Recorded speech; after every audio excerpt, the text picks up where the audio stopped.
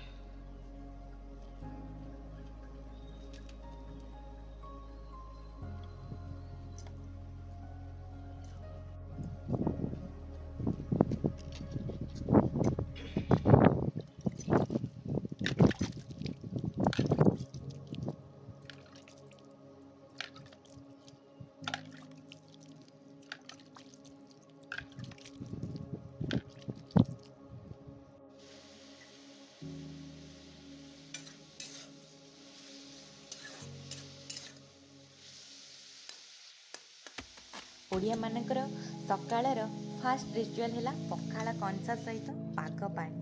ତ ଏଠି ନର୍ମାଲି ମାମା ପାଳ ଛତୁକୁ ଟିକେ ଲୁଣ ଆଉ ହଳଦୀ ପକାଇ ଭାଜି ଦେଉଛି ଗୋଟା ଗୋଟା।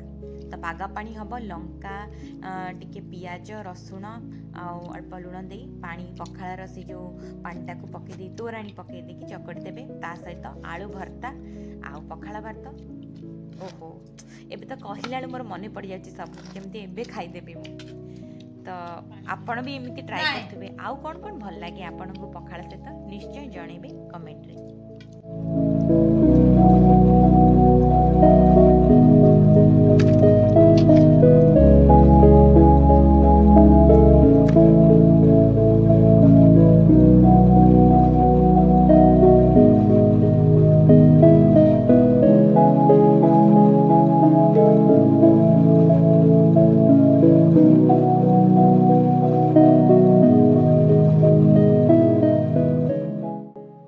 ମୋର ଗୋଟିଏ ପ୍ରିୟ ଅଭିରୁଚି ହେଉଛି ଚିତ୍ର ଅଙ୍କନ ବା ପେଣ୍ଟିଂ କହିପାରିବେ। ଏଠି ମୁଁ ଆକ୍ରିଲିକ୍ ପେଣ୍ଟିଂ କରୁଛି। ଯେତେବେଳେ ମୁଁ ତୁଳି ଧରେ ମନଟା ଶାନ୍ତ ହୋଇଯାଏ, ଭାବନା ଗୁଡ଼ିକ ରଙ୍ଗରେ ବିଲୀନ ହୋଇଯାଆନ୍ତି। ପ୍ରତ୍ୟେକ ରେଖା ପ୍ରତ୍ୟେକ ରଙ୍ଗ ମୋ ମନରେ ଗପ କହେ। ଚିତ୍ର ଅଙ୍କନ ମୋ ପାଇଁ କେବଳ ଅଭିରୁଚି ନୁହେଁ, ଏହା ହେଉଛି ମନକୁ ଶାନ୍ତି ଦେବାର ଗୋଟେ ଯାତ୍ରା।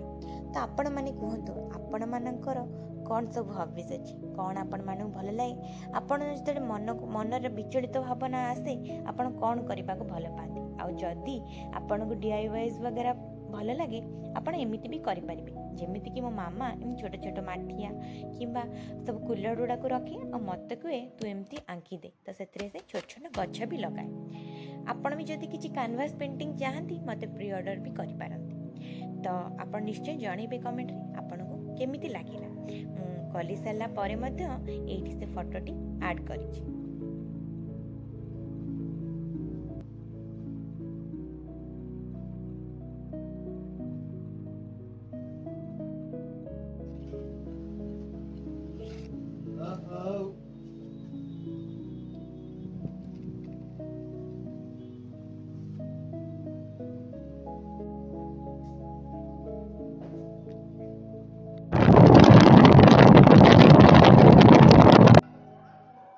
ଓଡ଼ିଆ ମାନଙ୍କର ତ 12 ମାସରେ 13 ପର୍ବ।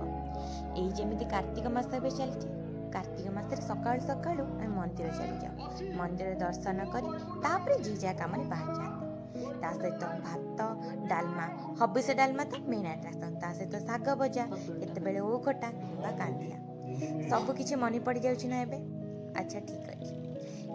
ଆଜି ମୁଁ ଏଠି ମେନ୍ ଜିନିଷଟା ହେଲା ଆମର ଯେଉଁ ଘର ପାଖ ଯାହା ବି ବିଲବାଡ଼ି ଅଛି, ଏଥର ସବୁ ବିଲବାଡ଼ି 5-6 ବର୍ଷ ହେବ ଧାନ ଚାଷଟା ହେଉନଥିଲା। ଯେପରି ପାଣିର କିଛି ମାନେ ଅଭାବ ରହୁଥିବ କିମ୍ବା କ୍ଲାଇମେଟ୍ ହଉ ବର୍ଷା ଠିକ୍ ଭାବରେ ହେଉନଥିବ, ସେଥିପାଇଁ ଚାଷୀମାନେ ଏତେ ଆଗ୍ରହ ପ୍ରକାଶ କରୁନଥିଲେ। କିନ୍ତୁ ଏଇଥରକ ମୁଁ ଦେଖିଲି ସବୁ ଚାଷ ଜମିରେ ଧାନ ଚାଷ ହେଇଛି। ତ ମୁଁ ବି ଚାଲିଗଲି ସେଠି କିଛି ରେକର୍ଡ଼ କଲି ଏବଂ ଦେଖିଲି ବି କେମିତି ସେମାନେ ତଳିକା ରୋପଣ କରୁଛନ୍ତି। ବାବା ବି ମୋ ସହିତ ଯାଇଥିଲେ, କହୁଥିଲେ ଏମିତି ସବୁ ହୁଏ। ପ୍ରଥମ ଥର ପାଇଁ ଏଇ ଯେଉଁ ମଟାଳ ମାଟିର ଯେଉଁ କାଦୁଅ ହେଇଛି ତା ଭିତରେ ମୁଁ ପଶିଲି। ମୋର ତ ପୁରା ଆଣ୍ଠୁ ଯାଏଁ କାଦୁଅ ପଶିଯାଉଥିଲା। ତଥାପି ମୁଁ ତାଙ୍କ ସହିତ ଯାଇ କଥା ବି ହେଲି। ସେମାନେ ସବୁ କହୁଥାନ୍ତି ଆମେ ଯେତେ ବି କଷ୍ଟ କରୁ, ଯେତେ ବି 3 ମାସ ଯାଏ 4 ମାସ ଧରି ଆମେ ଯେତେ ବି ଯାହା କାମ କରୁ, ସବୁ ସେଇ ଠାକୁରଙ୍କ ଉପରେ। କଥା କ'ଣ କି ଏହା କ୍ଲାଇମେଟ୍ ବା ଏନଭାୟରମେଣ୍ଟ ମାନେ ଆମର ଯେଉଁ ବର୍ଷା ସହିତ ଆମର ଧାନ ଚାଷଟା ବହୁତ ଅଲଗା ଭାବେ ଜଡ଼ିତ। ବର୍ଷାଟା ହେଲେ ଯାଇକି ଭଲ। ପାଣି ବହୁତ ଦରକାର ଏ ଚାଷ ପାଇଁ। ବହୁତ ହି ମାନେ ଯେଉଁ ପରିଶ୍ରମଟା ଏମାନେ କରନ୍ତି ଯାଇକି 4-5 ମାସ ପରେ ତାଙ୍କୁ ମିଳିଥାଏ। ଦେଖୁଛନ୍ତି ତ ଆପଣମାନେ, ସକାଳୁ ସକାଳୁ ସେମାନେ ତଳି ରୋପଣ କରୁଛନ୍ତି। ତାପରେ 4-5 ମାସ ପରେ ଯାଇକି ସେ ପୁରା କ୍ଷେତଟା ସବୁଜିମାରେ ଭରିଯାଏ।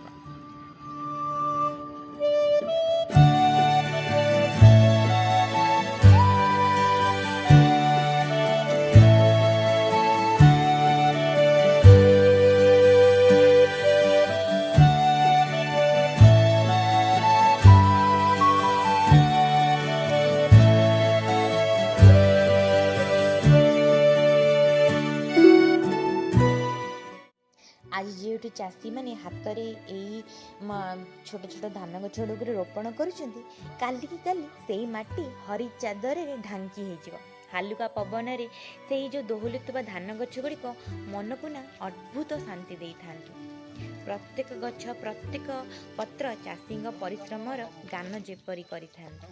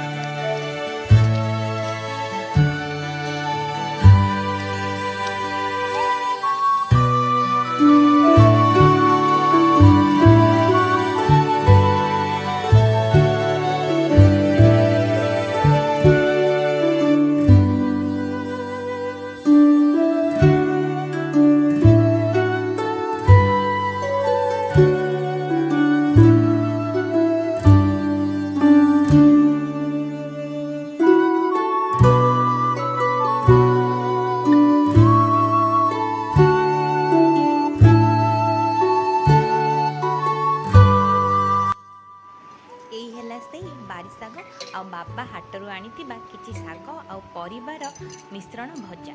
ତ ମାମା ଆକୁ ଭଲସେ ଧୋଇକି ଆଉ ସବୁ ପରିବା କାଟିକି ଭଜାଟେ ଭାଜିଦେବ। ତ ସେଇ ସବୁ ବାସ୍ନା ସେଇ ହାଟର ବା ମାନେ ଯେଉଁ ଚାଷୀମାନଙ୍କର ଆସିଥିବ ସେଇ ଯେଉଁ ପରିବା ହେକାର ବାସ୍ନାଟା ଏଇ ଯେଉଁ ଆମେ ଯେଉଁ ମଲ୍ ହେକାରୁ ନେଉଛୁ ସେଇ ପରିବା ବା ଏଇ ସହରୀ ପରିବାରୁ ବହୁତ ଭିନ୍ନ। ତା'ର ସ୍ୱାଦ ଅଲଗା, ତା'ର ବାସ୍ନା ଅଲଗା, ଆପଣମାନେ ନିଶ୍ଚୟ ବୁଝିପାରୁଥିବେ। କ'ଣ ଆପଣଙ୍କୁ ବି ଲାଗୁଛି ନା ଦେଖିକି ସତରେ ଆମେ କେତେ ଭିନ୍ନ ହେଇଯାଇଛେ? ସେତେବେଳେ କେମିତି ଥିଲେ, ଏବେ କେମିତି ଅଛେ?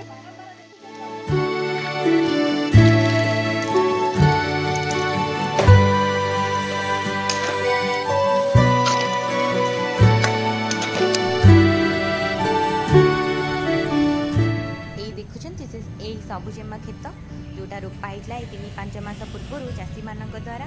ଏଇ ଭିଡ଼ିଓଟି ମୋ ବାବା କରିକି ଦେଇଛନ୍ତି ଦେଖିବାକୁ। ଦେଖ ତୁ ଯେଉଁ ବିଲକୁ ଯାଇଥିଲେ ଏବେ ସେ କେତେ ଧାନ ହେଇଯାଇଛି। ସତରେ କେତେ ସୁନ୍ଦର ଲାଗୁଛି କହିଲେ? ଆପଣମାନେ ବି ଭୁଲି ଯାଇଛନ୍ତି ନା ଏଇସବୁ ଜିନିଷ? ଏବେ ଦେଖି କୁହନ୍ତୁ ନା ଆପଣମାନଙ୍କୁ କେମିତି ଲାଗୁଛି?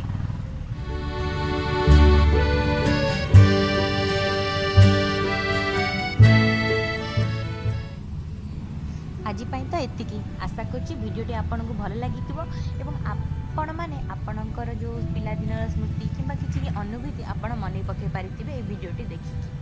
ତ କମେଣ୍ଟରେ ନିଶ୍ଚୟ ଜଣାଇବେ। ଲାଇକ୍, ସେୟାର ଓ ସବସ୍କ୍ରାଇବ୍ କରିବାକୁ ଜମାରୁ ବି ଭୁଲିବେ ନାହିଁ। ତ ରହୁଛି।